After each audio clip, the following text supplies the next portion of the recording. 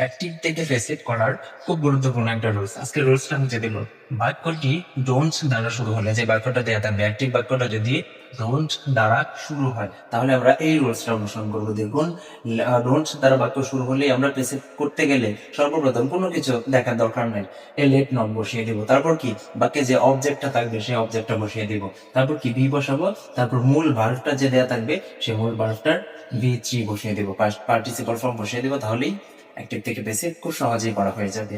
তো দেখুন, এখানে দুইটা বাক্য দেওয়া আছে, ডোন্ট ওপেন দ্য ডোর, আর একটা হচ্ছে কি ডোন্ট ক্লোজ দ্য বক্স। দুইটা বাক্য কিন্তু ডোন্ট দ্বারা শুরু হয়েছে। আমার কথা ছিল কি, বাক্যটি ডোন্ট দ্বারা শুরু হলে, যেহেতু ডোন্ট দ্বারা শুরু হয়েছে তাহলে আমি কি বসাবো। দেখুন, ডোন্ট ওপেন দ্য ডোর, এটা কি করবো, সর্বপ্রথম লেট নট বসাবো, এই লেট নট বসাইলাম। তারপর কি অবজেক্ট বসাবো, অবজেক্ট কি ডোন্ট দ্বারা শুরু হয়েছে, তাহলে ওপেন এটা হচ্ছে ভার্ব, দ্য ডোর এটা হচ্ছে কি অবজেক্ট, তো আমি অবজেক্ট বসাইলাম। লেট নট দ্য ডোর, তারপর কি বি বসাবো, এই যে বি বসিয়ে দিলাম। তারপর কি ভি3 বসাবো, অর্থাৎ পাস্ট পার্টিসিপল ফর্ম বসিয়ে দিব মূল ভার্বের।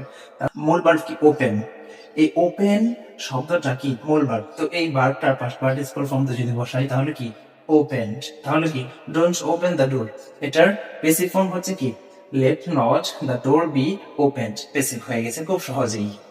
তারপরের ব্যাপারটা দেখুন, এই যে ডোন্ট দ্বারা শুরু হওয়ায় আমি লেট নট বসাইছি।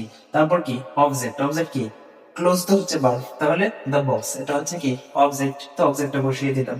লেট নট দ্য বক্স, তারপর হচ্ছে কি স্ট্রাকচার অনুসারে বি বসাবো। তারপর কি মূল ভার্বের বার থ্রি বসাবো, ফার্স্ট পার্টিসিপাল ফর্ম বসাবো।